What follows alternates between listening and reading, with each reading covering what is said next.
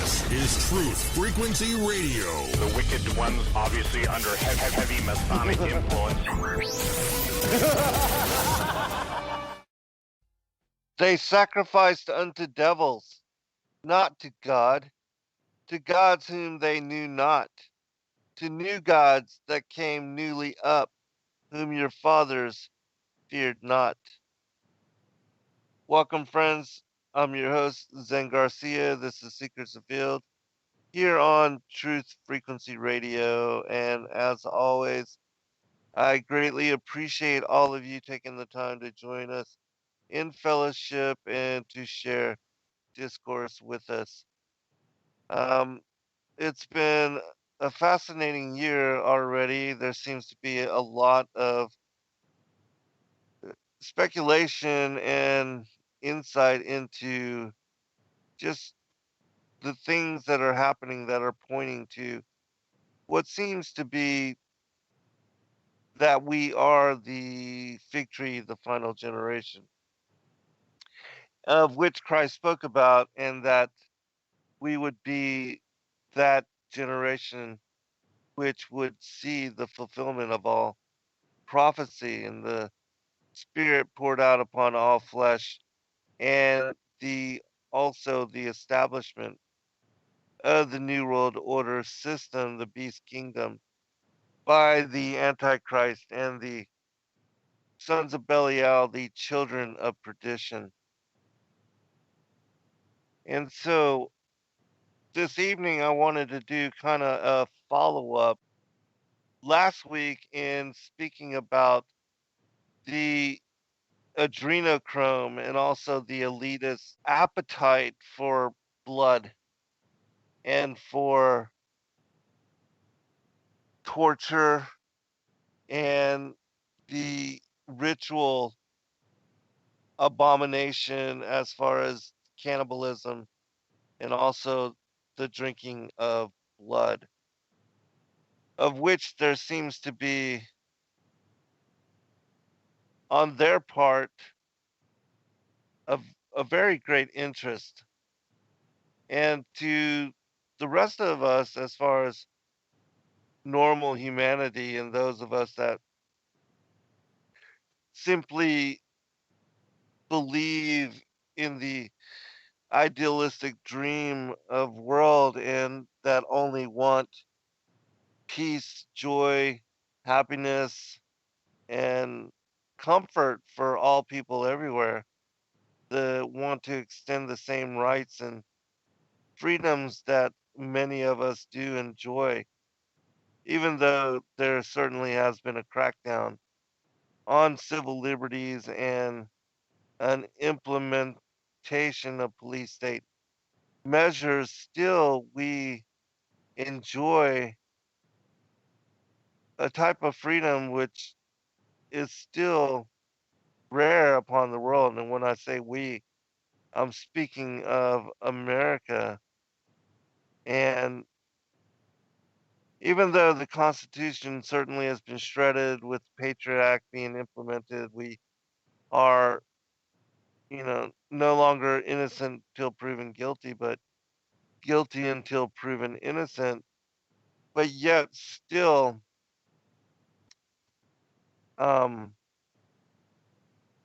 there is a quality of life here that is unrivaled, unequaled in most parts of the world. And that we have to remember that most of the people still live on less than $2 a day. Not saying that that defines their happiness or their joy, because it certainly does not. And in fact, I would argue that a lot of the stuff that we deal with in living in this consumer overconsumption type of economy where, they people spend money and buy and accumulate stuff a lot of times on credit and without real need that this kind of living and um, this kind of materialism does not guarantee joy, and that a lot of people living in this here in the Western culture, in the Western nation, and especially in America, where, you know, being able to walk down the street and have an abundance of goods, even the gas stations being full of commodities and grocery stores, um, things from all over the world being all gathered together for the convenience um, of the American shopper, still that does not, define joy, as many here are really on the verge of losing it and are, one paycheck away from just everything blowing up in their faces. And many people are struggling, living check to check, week to week, just trying to feed their children and to maintain a sense of stability and sanity. And for whatever reason, our lifestyle and our culture has bred a lot of angst and a lot of stress into the daily routines and the daily affairs of people living here in this world in this kind of situation. And so I know that a lot of people, and certainly my children have told me, in doing traveling abroad and being amongst the poorest of the poor in some of the poorest nations and parts of the world, that, you know, um, the children there are satisfied and joyful and untouched by the things that they do not have and the access that they don't even know that they are missing out upon. And, children can find joy in stomping mud puddles and running around and just chasing each other playing tag. I mean, fun and games is fun and games no matter where you are in the world. And for adults that have grown up to assume responsibility and having to live and maintain uh, bills and to pay off these bills, a lot of times that joy has been lost to them, that innocence and the overwhelming burden of having to make money and survive, pay taxes and uh, pay rent and utilities and all of that is just, it's beyond their capacity. And because of that, a lot of people are, just living in angst. And so, anyways, and so this evening I wanted to touch upon the origins for the behavior that we see being defined by the elites and their odd, what we would consider odd natures, and the kind of what seems to us schizoid personality and characteristic types, um, to look into where these kind of rituals began, because they are very ancient and they are connected to, in my opinion, the fact that there are two different types of people here upon the earth. And ever since even the garden, and before that, as we spoke about in the show that I did last night, talking about even the war in heaven and the division of light and darkness, and what led to what is now the enmity between the seed of the woman and the seed of the serpent, that there has always been good and evil. And that also goes to the type of people that are here on the earth, that some are inclined towards evil. And I'm not talking about just, have uh, are negative in characteristic. I'm talking about straight up evil to the point where they think about murdering, killing, rape, pillage, plunder, slaughter innocent children, and that type of just sinister. And this evil also comes from the influence of the fallen angels here upon this particular bloodline. And to deny that this exists in the world is to really miss out on the what is organized evil, and evil that is for the large part unbelieved to be in existence. And yet, look at the world situation. It lets you know that evil truly does exist and has been here and will be here with us and has been influencing world for thousands of years and will continue to do so until the end game, which for believers will be the second advent of Christ when he comes to separate the harvest, the wheat and the tares. And for those that don't know or don't understand, um, as far as the reason for Christ coming into the flesh to defeat death and to offer salvation unto world, as well as a forgiveness of sins, many are buying into and accepting and being set up to belief that the ancient aliens are coming to save us.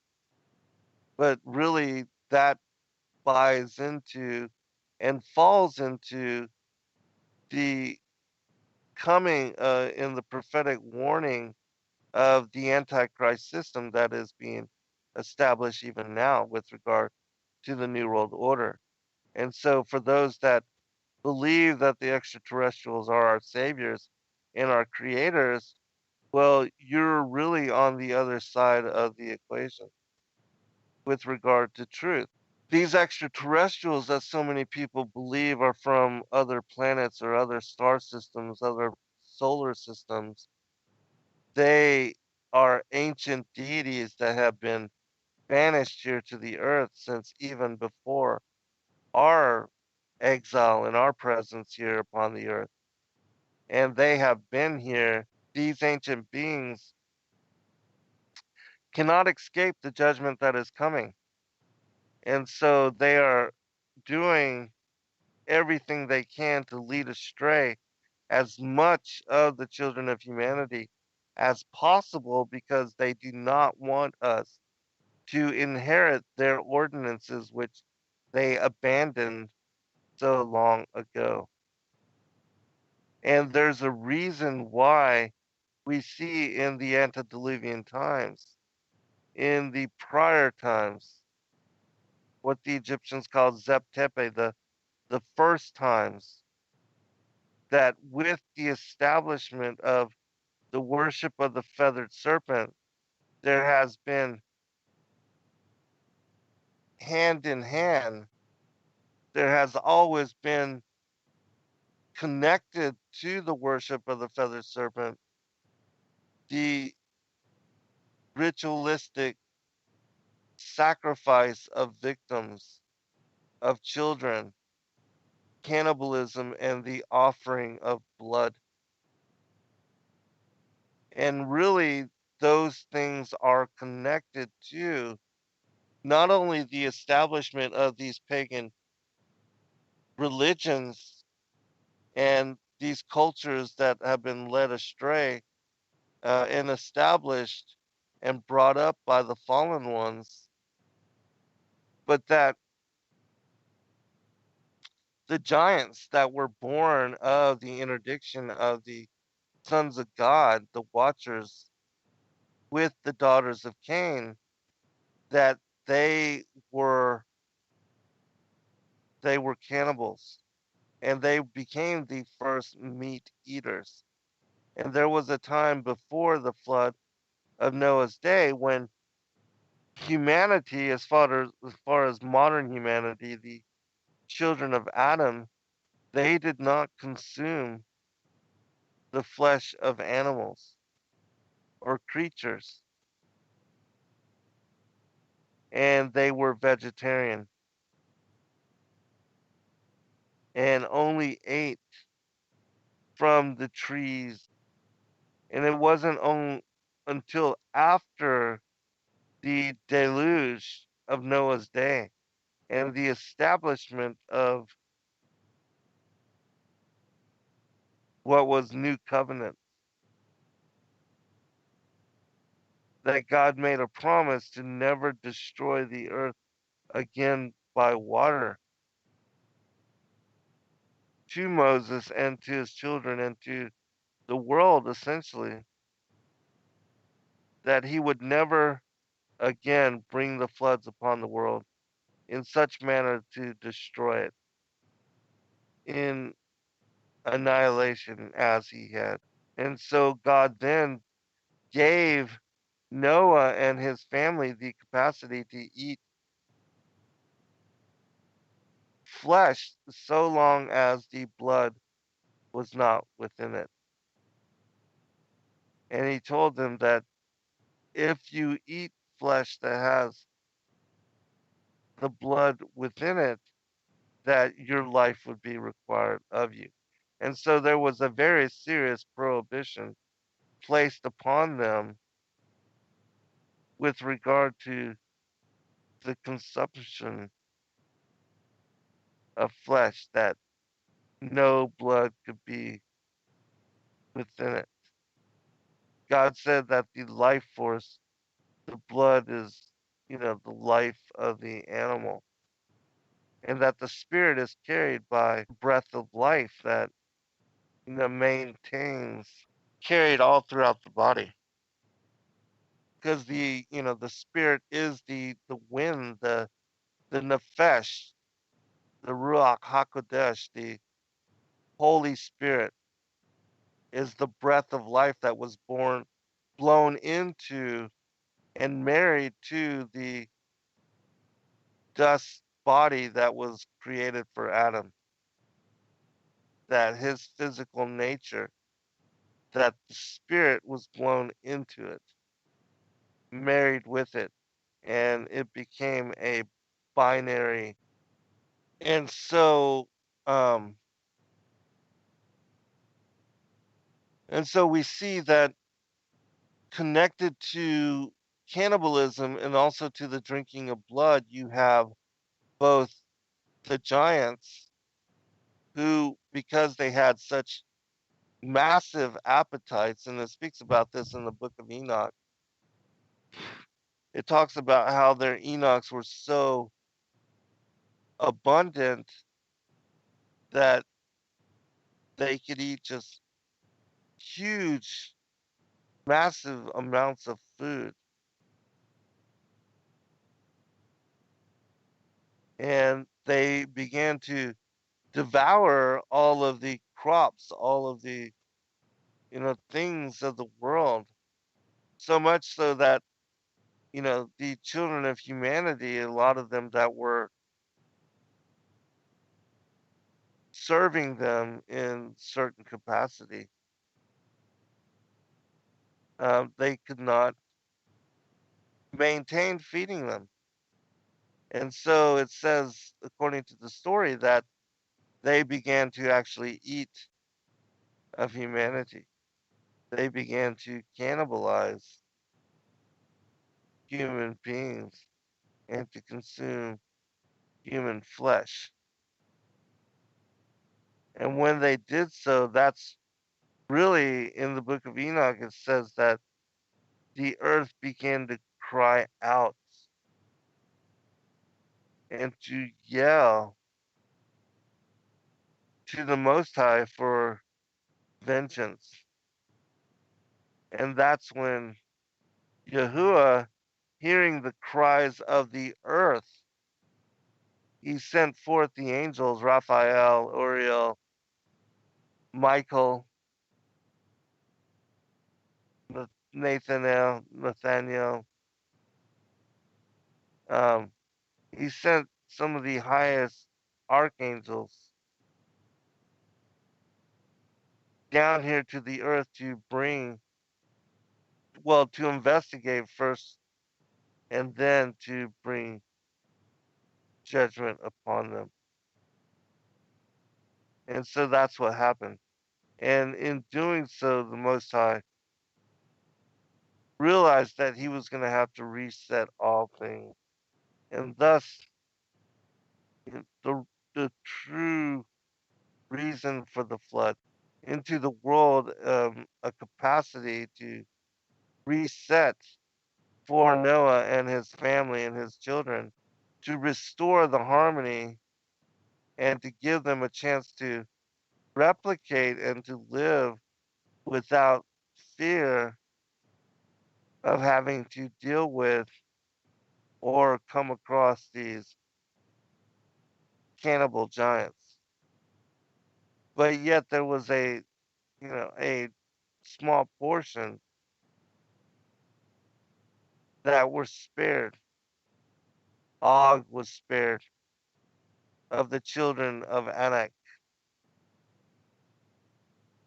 and he was done so in order to bear witness, not only in the scriptures, but for those that were alive during that time, that the giants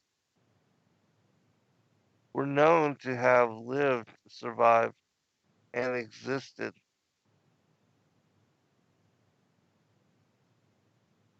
into the latter ages. That's, touching upon, well, where did these practices and where did such behavior come from?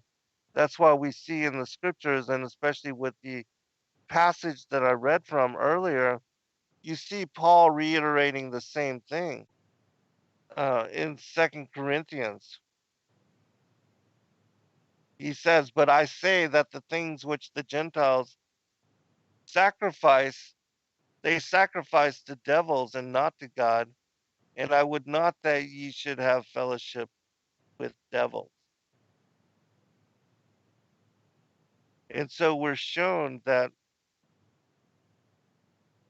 in the scriptures, this behavior amongst the Gentile nations, and that the seed of Cain specifically were the ones that were involved in such ritual and abomination.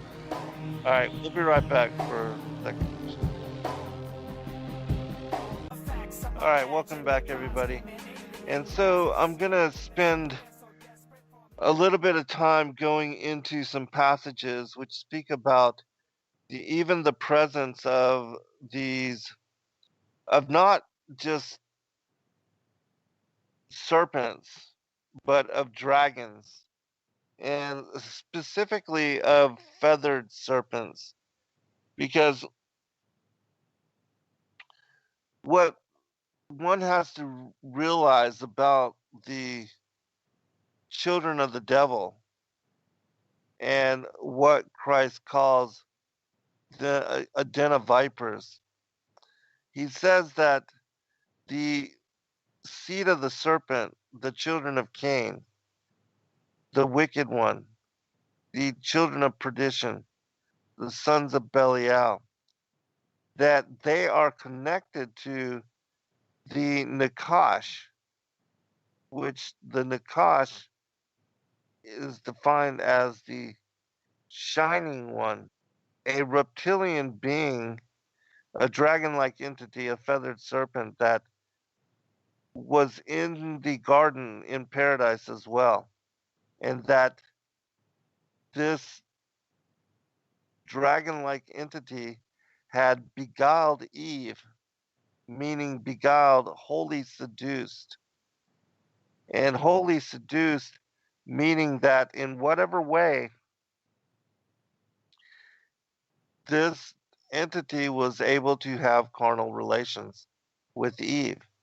And the results of that copulation was that Cain was born and had a seraphic appearance, that he was known to be. And having this seraphic appearance, his bloodline were different from what were the regular children of Adam.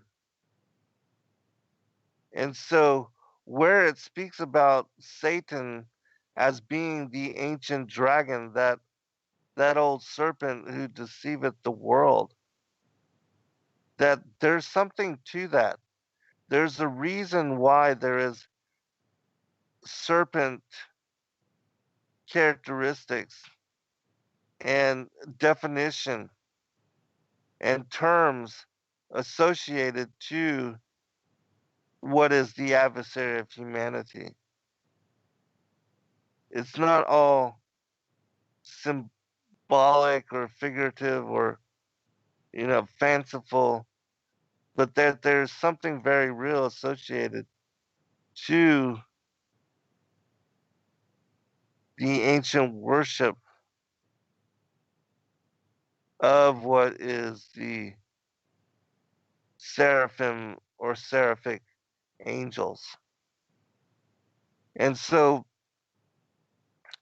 the beguilement of Eve in the garden is absolutely connected to the antediluvian worship of dragons, in that we see even during the time of David and the apocryphal text Bel and the Dragon, that David, when he was exiled and taken as prophet to Babylon, and for the 70 years that he was there amongst those pagan peoples, they worshiped this entity. He was a dragon like entity, much like as we saw depicted in Conan the Barbarian, that there was in our ancient past very real presence of these particular beings in our world.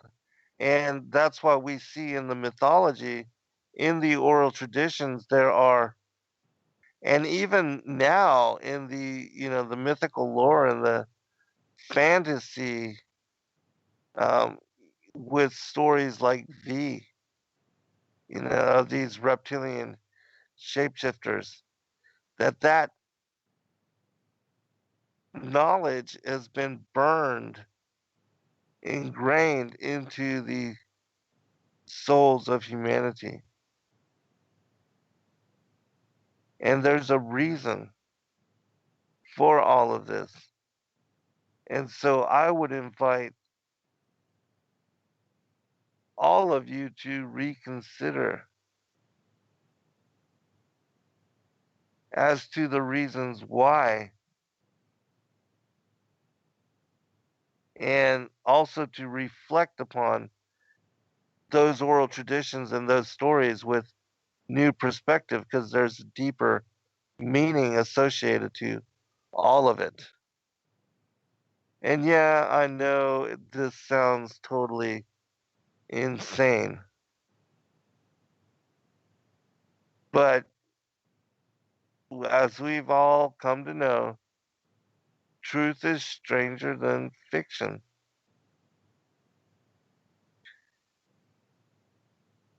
And so let's revisit a passage from the Wisdom of Solomon. It says in chapter 11, in return for their foolish and wicked thoughts, which led them astray to worship irrational serpents and worthless animals, thou didst send upon them a multitude of irrational creatures to punish them, that they might learn that one is punished by the very things by which he sins. For thy all powerful hand, which created the world out of formless matter, did not lack the means to send upon them a multitude of bears, or bold lions, or newly created unknown beasts full of rage, or such as breathe out fiery breath, or belch forth a thick pall of smoke, or flash terrible sparks from their eyes. Not only could their damage exterminate men, but the mere sight of them could kill by fright. And so notice that at the very beginning of this particular passage that Solomon is speaking about what had occurred during the Exodus, that God had, because the Israelites were worshipers of these feathered serpent, dragon like entities, he sent upon them serpents to bite them. And everybody remembers the story of, serpents, but they're thinking snakes. I don't think that's what they were. I think these were more like the Naga beings that are spoken about in Hindu lore, that are partially humanoid, but reptilian in nature. That these were the beings that were sent upon them and bringing destruction upon them, that God told them to establish what would be basically an icon or a symbol of Christ crushing the head of the serpent, that would be the sign that would heal them. But, again, it was because of their worship of these, what it says, irrational serpent beings, that caused this judgment to be brought upon them. And I think that this is similar to what will happen at the end of days. That right now you have, um, the whole CERN project, and they have their mascot Kali and the goddess of destruction, and that, whatever they're trying to do with these particle accelerators, and whatever kind of doorways they're trying to open up, as they did during the Atlantean times, as it speaks about in the Emerald Tablets of Thoth, that God's going to pull back his restraining hand, and he's going to allow them to conjure up whatever kind of darkness, kind of evil they're trying to bring into the world. But he's going to wait until we are close and near the end of days. And then the supernatural army will be released, the locust army, and the giants then called forth, and they will be given a mandate to slaughter 1/3 of those that still remain here upon the earth. And that's what Joel chapter 2 describes. as this supernatural army coming forth, which can't be stopped. And so I think this is also connected to that. And then notice at the very end of this particular passage, it describes unknown beasts full of rage, such as breathe out fiery breath. Now, we know that, in the mythology, even in the Lord of the Rings, that dragons breathe out fire or are said to have such capacity.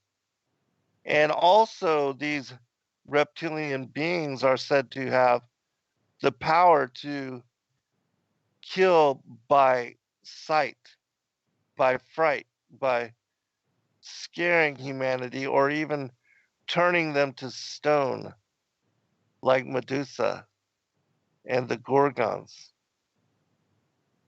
that they had such capacity. And here you have Solomon speaking about these particular beings in similar matter. He says, or such as breathe out fiery breath, or belch forth a thick pall of smoke, or flash terrible sparks from their eyes. Not only could their damage exterminate men, but the mere sight of them could kill by fright. And so, again, I think that's very interesting in that we see in the mythological accounts this same characteristics being applied to not only the dragons and dragon like entities, but also to Medusa. And that she and other Gorgon type people, being hybrid, of course, they couldn't replicate, but they did exist for time. And then they died off and disappeared. But the stories and the mythology and their presence was so great that it basically, scarred the minds of men.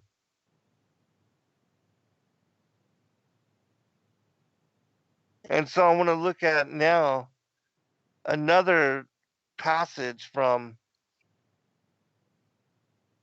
the testimony of Revelation 9 about the locust army. It says, out of their mouths issued fire and smoke and brimstone. By these three was the third part of men killed, by the fire and by the smoke and by the brimstone, which issued out of their mouths. For their power is in their heads, and with them they do hurt. And the rest of men which were not killed by these plagues, yet repented not of the works of their hands, that they should not worship devils and idols of gold and silver and brass and stone and of wood, which neither can see nor hear nor walk. Neither repented they of their murders, nor of their sorceries, nor of their fornication, nor of their thefts.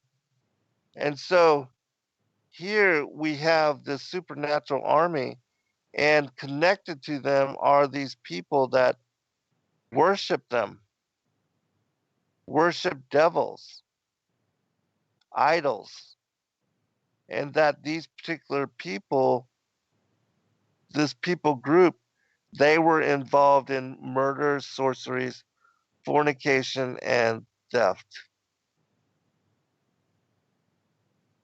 This totally sounds like the children of Cain to me. And so, considering that, let's revisit another eyewitness testimony of a South African medicine man, a Sangoma named Credo Mutwa, who became very famous when he spoke to David Icke and did a series of interviews where he spoke about what are called the Chitauri, what he calls the Chitauri. And he speaks about these reptilian dragon like entities having come here long ago and declaring to his people that they were their gods and that they would give them technology and power should they just worship them. Sounds sort of like, the temptation of Satan to Christ. And, give me a little homage and I'll give you all the kingdoms of the world.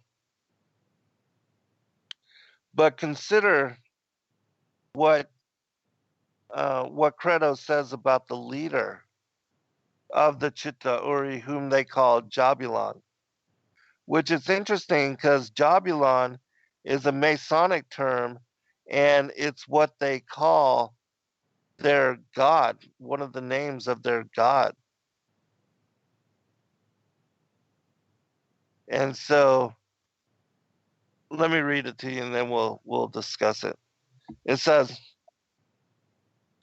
but when the Chitauri arrived in Africa, they told our people that they were gods and that they were going to give us human beings great gifts on one condition: we had to worship them and accept them as our creators.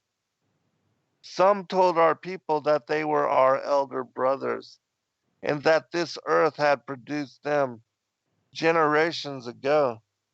And they said they had come back to the green womb of their mother that they might, and they were going to make us into gods. Jabulon, sir, is a very strange god. He is supposed to be the leader of the Chitauri. He is a god, to my great surprise, which I find certain groups of white people especially worshiping. We have known about Jabulon for many, many centuries, we black people, but I am surprised that there are other white people who worship this god. And these people, amongst them, are a people whom many have blamed for all the things that have happened on this earth, namely the Freemason people. He is the old one. And one of his names in the African language, sir, is Umbaba Samhongo, the Lord King, the great father of the terrible eyes. Because we believe that Jabulon has one eye, which if he opens it, you die if he looks at you. Before human beings were created on this planet plane, there had existed a very wise race of people known as the Emanuela. These people had come from the constellation known to white people as Orion, and they had inhabited our earth for thousands and thousands of years. And that before they had left our earth to return once more to the sacred spider constellation, they made a great evacuation under the earth, beneath the Ruensari Mountains, the mountains of the moon, and deep in the bowels of Mother Earth. The Emanuela built a city of copper buildings, a city with a wall of silver all around it, a city built at the huge mountain of pure crystal, the mountain of knowledge, the mountain from which all knowledge on earth comes, and a mountain to which all knowledge on earth ultimately returns. No matter where you go in Africa, no matter how deep into the interior of the dark continent you tread, you will find very ancient stories which are incredibly similar. You will find African tribes and races who will tell you that they are descendants from gods who came out of the skies thousands of years ago. Some, however, say that these gods came to them from the sea in magical boats made out of reeds or wood or copper or even gold. In some cases, these gods and goddesses are described as beautiful human beings whose skins were either bright blue or green or even silver. Now think about the Hindu mythologies, of their gods and goddesses, their so-called avatars. But most of the time, you will find it being said that these great gods, especially the ones that came out of the sky, were not human, but scaly creatures which live most of the time in mud or in water. Creatures of an extremely frightening and hideously ugly appearance. Some say that these creatures were like crocodiles, with crocodile like teeth and jaws, but with very large round heads. Some say that these creatures are very tall beings with snake like heads set on long, thin necks, very long arms, and very long legs. There are those that tell us that these gods who came from the skies traveled through the land in magical boats made of bright metal, silver, copper, of gold, boats which had the ability to sail over water or even to fly through the sky like birds. Throughout Africa, we are told that these mysterious beings taught human beings many things. They taught human beings how to have laws, knowledge of herbal medicine, knowledge of arts, and knowledge of the mysteries of creation and the cosmos as a whole. We are told that some of these gods had the ability to change their shapes at will. They had the ability to assume the shape and the appearance of any creature that there is on earth whenever they had good reason to do so. A sky god could even turn itself into a rhinoceros, an elephant, or even a stork. A sky god could even turn itself into a rock or a tree. All right, we'll be right back for second hour. All right, welcome back, everybody, for second hour.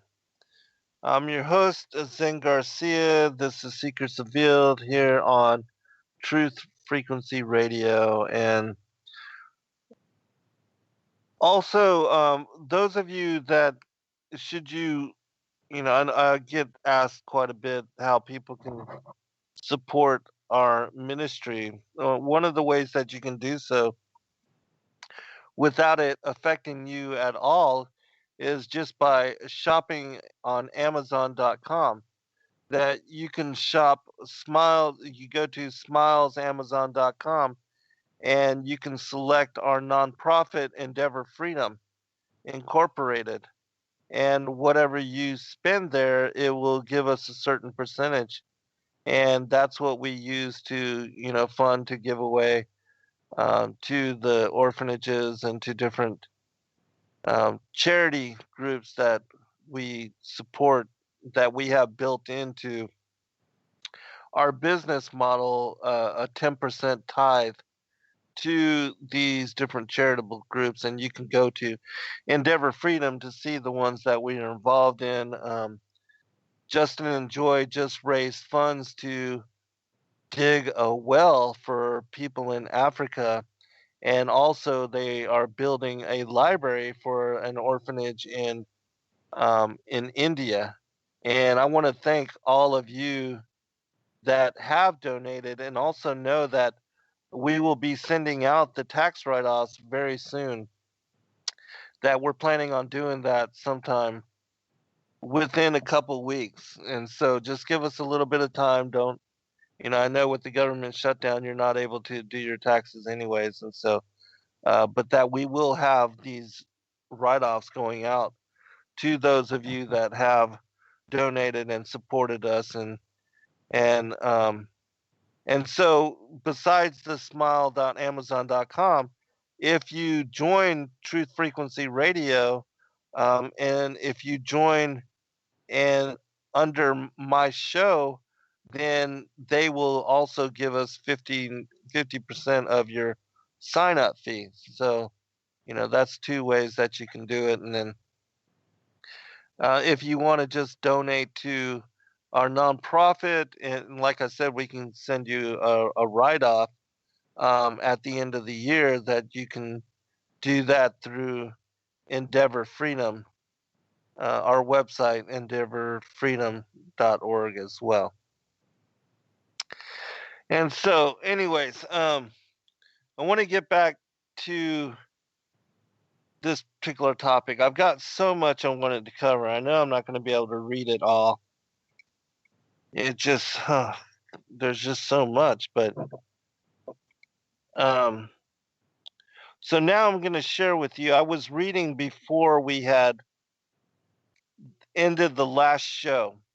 I was talking about some passages which were connected to in the Great Commission, the stories of the apostles going forth to teach the gospel to all the different places in the world, and that this was not an easy mission for them in any manner, and that there were certain places that they absolutely did not want to go because they knew and had heard about the kind of abomination and the kind of ritual abuse that the people of those cities were involved in, sort of like Sodom and Gomorrah. And um, for those that have never heard me read the passage from the writings of Abraham that talk about how the people of Sodom and Gomorrah, that basically the travelers that came through their town, they would not only steal all of their goods, but they would lock these people up and place them in, um, almost like one of those things that where they put the heads of the people in their arms into this mechanism, and they allow people to throw fruit at them, fruit or rotten tomatoes or whatever.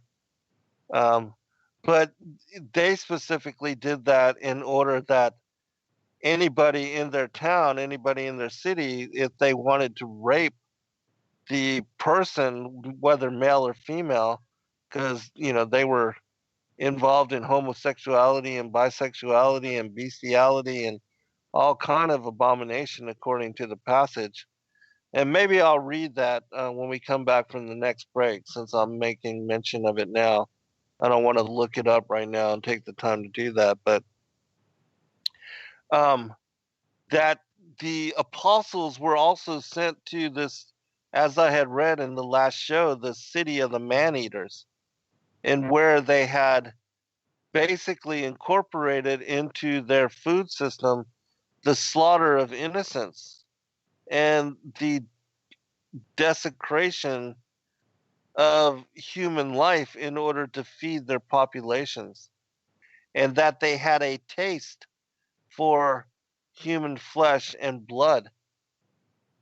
And this interestingly enough, this also, I don't know if you have actually seen the movie Soylent Green, but in the movie Soylent Green, the people in the future, they, you know, certain commodities are very rare and they have these different products that are produced, these food products, almost like spam, they put in all the leftover stuff and they come out with this kind of pottage meat, and that's what they fed the masses. But the individual at the very end of the movie, he was a police officer, and he was a investigator, private detective type.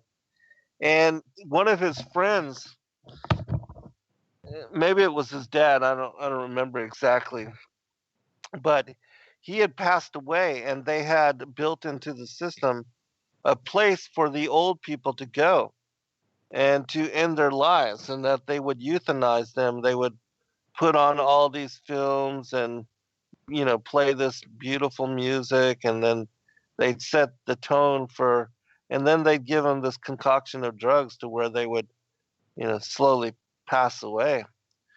Well, what this individual discovered, he was following his friend, and he was trying to give kind of his last goodbyes to his friend, and followed his body and found out that the bodies of all the old people and all those that were killed in these places, they were basically taken to the meat packaging plant, and that the Soylent Green, the food that so many of the people ate, and which was a big hit amongst them, so much so that it was hard keeping it in stock, that this food was made from the bodies of these dead humans.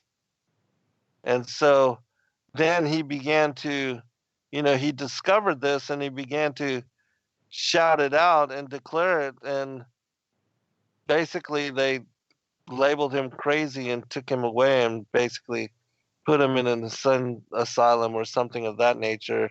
The movie ends right there, but it reminds me of basically how this city had set up this whole system, and that the old people were targeted as well.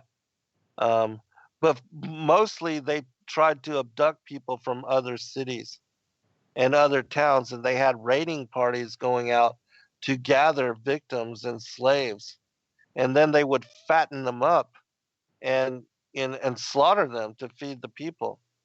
And those that listened to the show that I did last week on this as well, I read to you from a book called Cannibalism, Blood Drinking, and High Adept Satanism, written by Kurt Barker, where he speaks about how the elites of the world have set up um, basically human slaughterhouses that they can purchase and even pick their victims, that migrant workers or undocumented workers, or that different groups that are basically sneaking into our country, that these people are targeted for this human trafficking, that some are made into sex slaves and others are basically sold as food. And yes, I know, of course, this sounds absolutely crazy and beyond bizarre, but there's a reason for, you know, these kind of things written into scripture. And they tell you these kind of things happened back then, and there's nothing new under the sun. The elites are involved in this kind of stuff even in this day and age.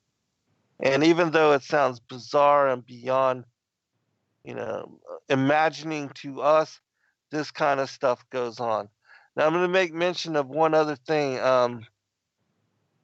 There's a movie called, I can't remember the name of it, something Dark Web, something dark web. You can look it up and you should be able to find it. But anyways, the movie is about this individual who finds takes somebody leaves his laptop in um, at his place of business, and he takes it over and starts using it, and then all of a sudden somebody comes on the back door and says, this is my laptop.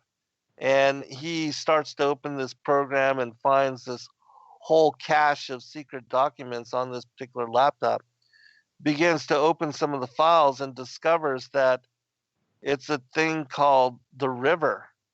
And in it, it shows these individuals, they're hackers, and they're able to turn on the video cameras of people wherever, and they're spying on these people.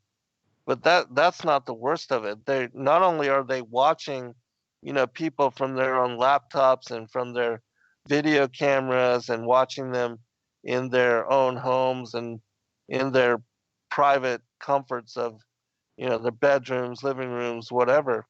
And they are airing this for other people to watch. But the craziest thing is that these people called Sharon, these different individuals, Sharon 1, 2, 3, 4, whatever, they are part of this group that basically they do snuff films and they sell this on the dark web. And they even allow people to give them targets, and then they give them, they pay them a certain amount to do whatever it is, what kind of torture, what kind of murder, whatever, to those individuals, and they pay them big money. And in this case, this guy had accumulated like $10 million in Bitcoin, for all. I mean, there was just some very twisted and dark videos in this cache. And this guy was, watching them and sharing them with his friends because he was on this like Facebook chat with all of his people, and he was opening up these videos and they were watching it with him. And uh, it was very dark and twisted. But anyways, what ended up happening is that they became targeted. He and his friends became targeted because he had that laptop, and the killer, um, wanted it back. But anyways, I do recommend you check out that movie because this is the kind of stuff that is going on, and movies like that give you insight into what the elites are involved in. And that Hunter S. Thompson, who, made that movie Fear and Loathing in Las Vegas, which makes mention of the adrenochrome and how they, it was gotten from this high level Satanist, and that it has to be extracted from the adrenal gland of a victim that is being terrorized to death. That's the only way that you can really source it. That kind of stuff is, you know, very dark and twisted, but it gives you insight into what's going on in the dark web and the satanic ritual abuse and stuff, that the elites are involved in. And the stories that I'm reading from here are just giving you insight into some of the old stories and connecting them to even what the apostles had to go through and were contending with. So I'm going to share with you some of these passages from the Great Commission 2, which is a book that we compiled on the different stories of the, what the apostles encountered when they took forth the gospel, and how it was that even like this place of the city of the man-eaters, they drew lots because nobody wanted to go there. And yet Jesus, Yeshua, instructed them to go there, and so they went unwillingly, but were evil. Were able to turn around the evil that was going on there, even though they encountered things like what I was telling you with the story of Bel and the dragon and how they worshipped these dragon-like entities, and that there were even in those towns, you know, not only temples set up to worship these things, but um, that there were even dragons that David had to kill this one particular huge ancient dragon that the people in Babylon were worshiping for a very long time. And so, very strange, but again, gives you insight into the truth of these matters. And I was going to share one other thing, but I forgot. If it comes back to me, I'll share it. But all right, and so I'm going to read a few of the various passages from different texts. And the devil said, I beseech thee, give me leave to depart even whither thou wilt, and dwell there and take commandment from thee, and I will not fear the ruler that hath authority over me. For like as thou art come to preach good tidings, so also am I come to destroy. And like as if thou fulfill not the will of him that sent thee, he will bring punishment upon thy head. So I also, if I do not the will of him that sent me, before the season and time appointed, shall be sent unto mine own nature. And like as thy Christ helpeth thee in that thou doest, so also my Father helpeth me in that I do. And like as for thee he prepareth vessels worthy of thine inhabiting, so also for me he seeketh out vessels whereby I may accomplish his deeds. And like as he nourished and provideth for his subjects, so also for me he prepareth chastisements and torments with them that become my dwelling place. And like as for a recompense of thy working, he giveth thee eternal life, so also unto me he giveth for a reward of my works eternal destruction. And like as thou art refreshed by thy prayer and thy good works and spiritual thanksgiving, so I also am refreshed by murders and adulteries and sacrifices made with wine upon altars. And like as thou convertest men unto eternal life, so I also pervert them that they obey me unto eternal destruction and torment, and thou receivest thine own, and I mine. And so you can see that the devil, you know, he is trying to cause people to fall away and tempts them into sin. Just a little bit more. And when the devil had said these things and yet more, the apostles said, Jesus commandeth thee and thy son by me to enter no more into the habitation of man, but go ye forth and depart and dwell wholly apart from the habitation of men. And the devil said unto him, Thou hast laid on us a harsh commandment, but what wilt thou do unto them that now are concealed from thee? For they that have wrought all the images rejoice in them more than thee, and many of them do the more part worship and perform their will, sacrificing to them and bringing them food by libations and by wine, and by water and offering with oblations. And the apostles said, They also shall now be abolished with their works. And suddenly the devils vanished away. But the woman lay cast upon the earth as if they were dead and without speech. So that's talking about, people that were possessed by the devil, and how, the idolatry that they are involved in, that, the devils are worshipped through the idols. Okay, another passage here. And the proconsul, having tortured the apostle Philip and the saints who were with him, ordered them to be brought and secured in the temple of the idol by the viper, the idol of the viper by its priests, until he should deceive by what death he should destroy each of them.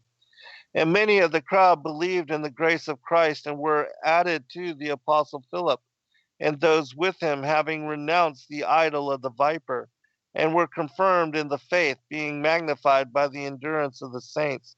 And all together their voice glorified God, saying, the Amen. And when they were shut up, oh no, this is the same thing, but with Bartholomew and Miriam. And when they were shut up in the temple of the viper, both Philip the apostle and Bartholomew and Miriam, the priests of the viper assembled in the same place, and a great crowd, about 7,000 men, and having run to the proconsul, they cried out, saying, avenge us of the foreigners, and magicians, and corrupters, and seducers of men. For ever since they came to us, our city has been filled with every evil deed, and they have also killed the serpents, the sons of our goddess, and they have also shut the temple, and the altar has been desolated, and we have not found the wine which had been brought, in order that the viper, having drunk of it, might go to sleep.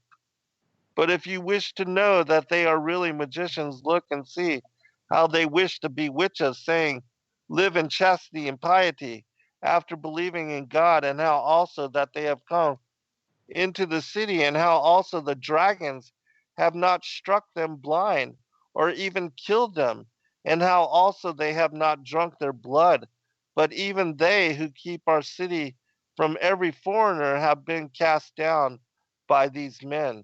And so, in the story of the apostle um, Philip and Andrew and Miriam and also Bartholomew, this is, one of the stories of the city where they go, where these dragons are worshipped. And these dragons, like the story of Bel and the dragon in David, there are literally living dragons there. And that they not only cause, by looking, they cause the death of men, but then they, suck the blood of them after having caused their death. And so you can read that full story also in the Great Commission. This is book 1, I believe. Both book 1 and 2 have several stories related to this kind of stuff. All right, continue. And it happened as they were leading them away to kill them. And Andrew, having beheld what happened, shed tears and weeping. And he looked up to heaven and said, Lord Jesus Christ, as you heard me in the case of the dead men, and did not suffer them, this is the city of the man-eaters, did not suffer them to be eaten up, so also now hear me, that the executioners may not inflict death upon these children, but that the knives may be loosed out of their hands of the executioners. And straightway the knives were loosened and fell out of the hands of the executioners. And with this came to pass, the executioners, having beheld what had happened, were exceedingly afraid. And Andrew, seeing what had happened, glorified the Lord, because he had listened to him in every work. And the rulers, having beheld what had happened, wept with a great weeping, saying, woe unto us, what are we to do? And behold, the devil appeared in the likeness of an old man. All right, we'll be right back for a final segment. Goes by so quick. All right, be right back. All right, welcome back, everybody, for a final segment. Wanted to talk a little bit about St. Peter's Basilica, which, for those that have not looked into the work of Jonathan Kleck on this particular topic, it's absolutely fascinating. And he's got a spiritual gift for being able to discern the symbology and to unlock the secrets of so many of the riddles. of, like Mystery Babylon and the workings of the Vaticans and things that they're involved in. And it's interesting that a lot of what he's been shown by the Most High is in similarity, confirmation to the discernment that I also have been talking about, but my source are the ancient scriptures. And specific to some of the revelations that he shared, and which again has been confirmation for the work that I do, is that there are two bloodlines here upon the earth, and that Cain is a child of the wicked one, and that he is the patriarch of the New World Order elites, and that's why all the blood royal elites are from the same family. They sit on the thrones of the world today, and it's this particular family bloodline. The tares, the tares are the children of the wicked one, as Christ says in Matthew 13.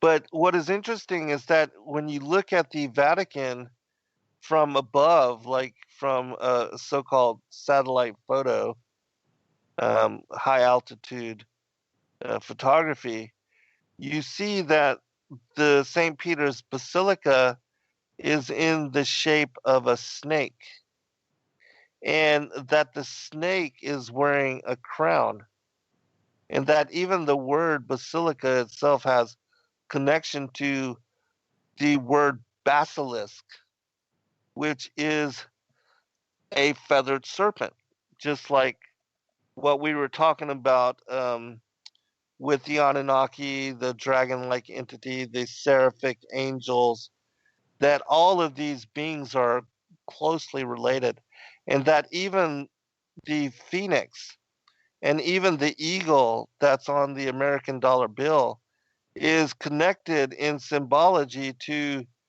the feathered serpent, and that even the word for America comes from a term meaning the land or the people of the feathered serpent.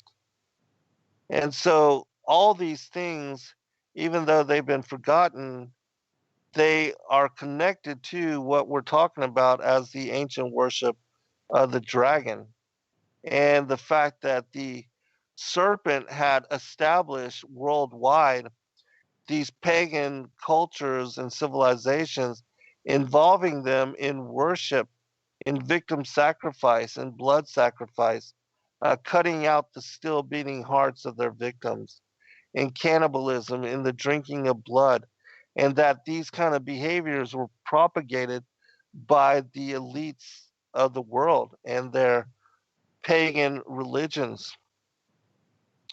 Even looking at the Celtic, the Druids, that even Stonehenge, there is shown to have been many victims that were sacrificed during the construction and that were murdered in ritualistic way, and then their bodies chopped up and they were consumed, that the markings show that they were cut up.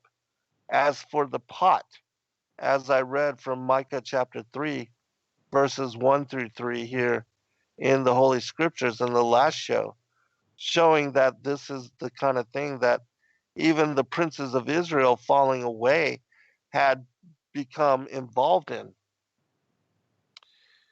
the cannibalism and the blood drinking. And so do check out Jonathan's work on St. Peter's Basilica, and you'll be amazed at what he has uncovered and what he shows. And it also shows that, and he talks about this, how in the interior there's an altar that shows this vortex, and these fallen angels are coming into the vortex. They're being born into this world, which speaks about the pre-existence of humanity as angelic beings before coming into flesh form. But I need to clarify that we are not the fallen angels. The fallen angels are legion, and being cast out on the second day, they do not have chance for redemption. But yes, we are fallen, and we were once bright natured, immortal, angelic type beings. And so, um, but there is a difference. The fallen angels cannot be redeemed, whereas the angels that are in fallen form can. And that's humanity. And we are coming into lifetime into the flesh to redetermine our allegiance to either the Father, the Son, the Holy Spirit, or to Satan and the rebel angels. And depending on whether you accept Christ as Savior Messiah and have your eternity secured through Him, that is the difference for the determination at the end of days of whether you will be numbered amongst the elect or counted with the wheat for condemnation, for gathering for condemnation. And so that's another, esoteric aspect of his work that aligns with mine. And then the other thing is that, um, as far as what happened in the garden, that Eve's eating fruit from the tree of the knowledge of good and evil, that was her being sexually seduced by the feathered serpent and impregnated with the child Cain. He is, as it says in 1 John chapter 3, verse 12, Cain is of that wicked one.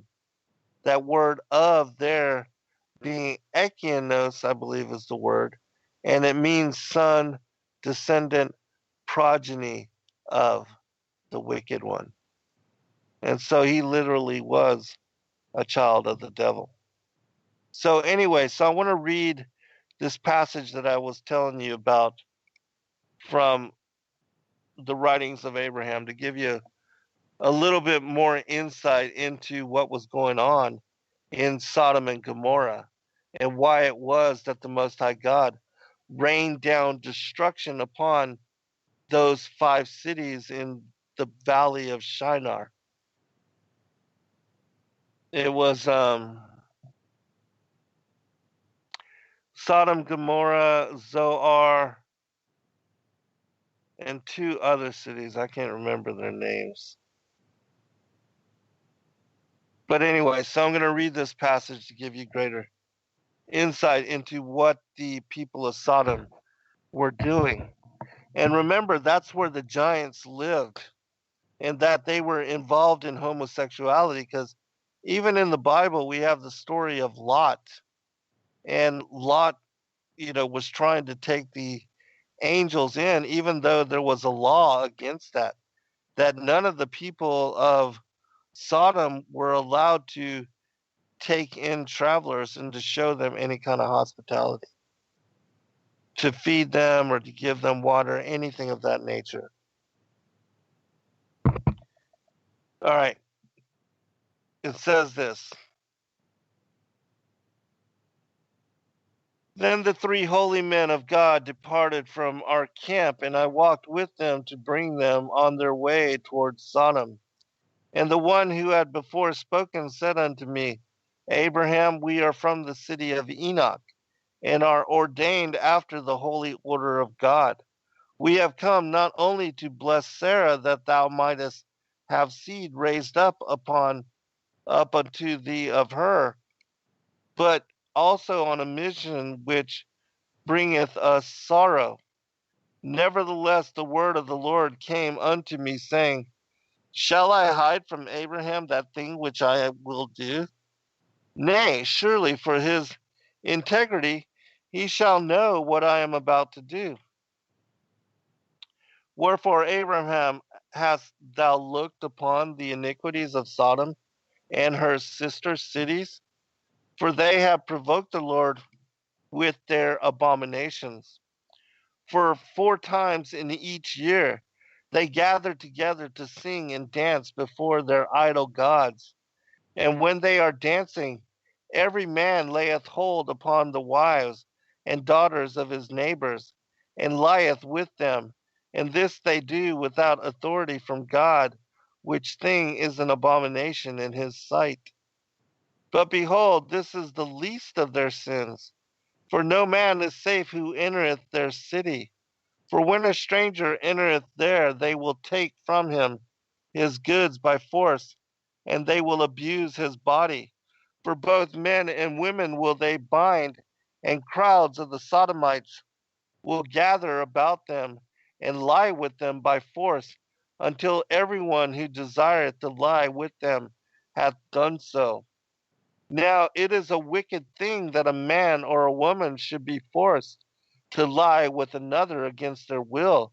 But here the whole city uniteth to force this wicked thing. Moreover, when they have stolen a man's goods and abused his flesh, they will torture him, and when they tire of torturing him, they will leave him naked and without food or water to die in the streets of their city. And it is forbidden by law for anyone to help such a one by giving him food or drink.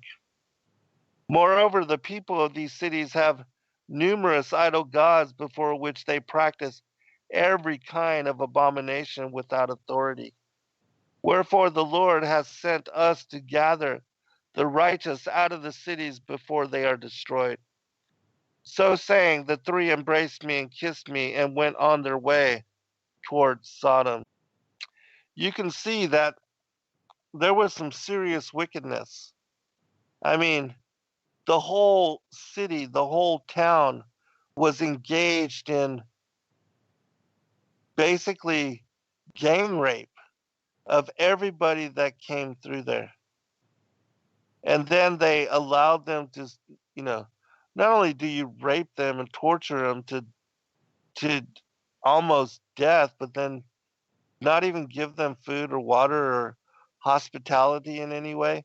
And that in and itself is an abomination. I mean, God expects us to give hospitality to the traveler. That's a very big thing in the scriptures, to always take care of and to meet the needs of travelers and provide them safe place to stay and meal and water by which to wipe off their feet. And so now you can see why it is that Lot was jeopardizing himself to take in the angels, and in offering his daughters to protect them. But in the story, it talks about this in this particular text called the Writings of Abraham, which, if you have difficulty finding it, we have published it at sacredwordpublishing.com, just because people do have difficulty finding it, and it's amazing text. But anyways, Lot's wife, she went and told her family were part of the council, the city council and those that ruled over the city. And she went and told on her husband as to what he had done. And so that's when the crowd came to Lot's house to try to gain access to the angels that were staying and that had found sanctuary with him. And that's why she was turned into a pillar of salt when they escaped, and she escaped with them. That was judgment that was brought upon her for, basically ratting Lot out and the angels. And so, anyways, those are stories that are not found in the Bible, as you know. So, all right, let me get back really quickly to the story of the man eaters. I'm not going to go into that one, but I'm going to read just a couple other short passages which speak about, the devils. I'll read one more because we don't have a lot of time, and then I'll comment. But just showing that there was the existence of these dragons. All right. And this is a story, a young childhood story of Christ, which shows you that he had, even in his infancy, in his early childhood, he had authority over the dragons, which for everybody else were very frightening. It says this: and having come to a certain cave and wishing to rest in it, the Blessed Mary dismounted from her beast and sat down with the child Jesus in her bosom. And there were with Joseph 3 boys, and with Mary a girl going on the journey along with them. And lo, suddenly there came forth from the cave many dragons. And when the children saw them, they cried out in great terror. Then Jesus went down from the bosom of his mother and stood on his feet before the dragons, and they adored Jesus, and thereafter retired. Then was fulfilled that which was said to David the prophet, saying, praise the Lord from the earth, ye dragons, and all you deeps. And the young child Jesus, walking before them, commanded them to hurt no man. But Mary and Joseph were very much afraid lest the child should be hurt by the dragons. And Jesus said to them, do not be afraid, and do not consider me to be a little child, for I am and always have been perfect, and all the beasts of the forest must needs be tame before me. And so, just one of those stories that shows his authority. And there's a story after that. There's a couple others where he encounters dragons during that time. But anyways, as I said, check out the story of Bel and the dragon. It's in the Apocrypha. It's an amazing account of what David, had to go through, because he was taken in exile, but because he deciphered Nebuchadnezzar's dream, he was made second in command, just as Joseph was in Egypt when, some probably a couple thousand years later, that Joseph, the same thing, he interpreted Pharaoh's dream on the fat cows and the lean cows, and what was the 7 years of plenty and the 7 years of little, and how he stored up all that grain, made Egypt the richest and most powerful nation in the land, but also came to accumulate all the wealth and all the lands around them, because nobody had food and everybody was suffering. But yet he had the foresight to prepare Egypt for this coming lean years. And so that's how he and his family were reunited during that particular time as well. But the story again of David and Bel and the dragon, that in the second portion he actually had to battle a dragon, sort of like Saint George and the dragon. You know, there's all the stories of all these different dragons that were encountered by the saints and by different heroes and warriors all throughout the ages and histories of humanity as well. And so, the mythologies have a underlying truth behind them, which makes what we read and study in mythology, um, even though it seems nothing more than science fiction or fantasy to us, there's again this underlying truth which pervades them, and which, when you do your research and study and examine um, aspects of reality in closer investigation, these are some of the things that are revealed, and which come to, these are the things that we come to discernment upon. And, as I said, or as I've talked about in my work, one of the most difficult things for people, especially in this day and age, in this modern age of where we don't believe anything but what we know and see for our senses. And even then, people don't believe their senses or trust what they see. They believe what they think they see, and they filter what they see through their belief systems. And that most people are tied into a matrix of illusion which defines reality in a way that has no basis in truth.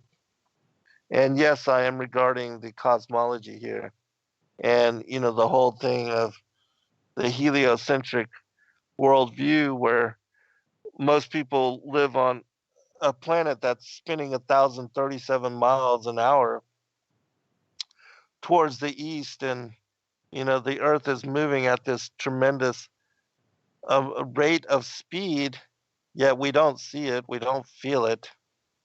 And they believe us to be one of 9 planets which are in orbit around the sun. And yet what we see in our reality is that the sun and the moon move in circle with all the other heavenly luminaries above us, just as you can see in the time-lapse photography of the star trails of all the luminaries over the course of an evening. And so, it's difficult for people to make sense of what they see, what they experience, and what's really going on in the world, and to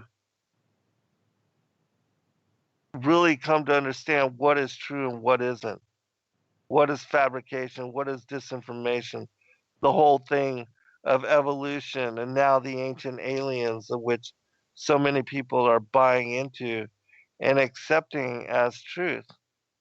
Not saying that there has not been some kind of weird um, unknown present involved here in the history of humanity. There certainly has been. But these extraterrestrials are not from other star systems, and they're not evolved a million years before us. They are the fallen angels that were cast out of the heavens before we ever came to be exiled here to the earth.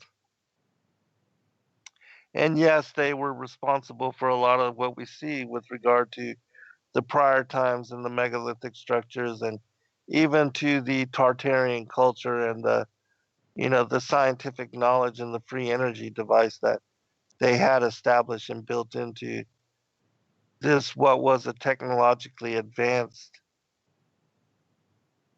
and superior culture. That's a whole nother story, which most people haven't even got there yet. Most people are still um, so lost that they won't even consider entertaining the esoteric aspects of why we are here and what all this is really about. And because of that, they are, distracted, caught up in vain entertainments, and will never come to understanding and discernment on what's really going on here in the world. And that's a sad thing, but it is what it is. Anyways, I appreciate all of you. I hope that you enjoyed the show. Thank you for joining us this evening. God bless all of you. And we'll see you next week.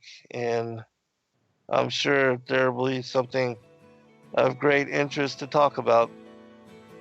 And, the whole thing with the origins of the cannibalism and the blood ritual, again, it's all tied to the feathered serpent, the worship of Satan. God bless all. Good night, Rebecca and Dr. Kayak and Billy and Link and Stephanie and Viking and everybody else. Be blessed all. Shalom.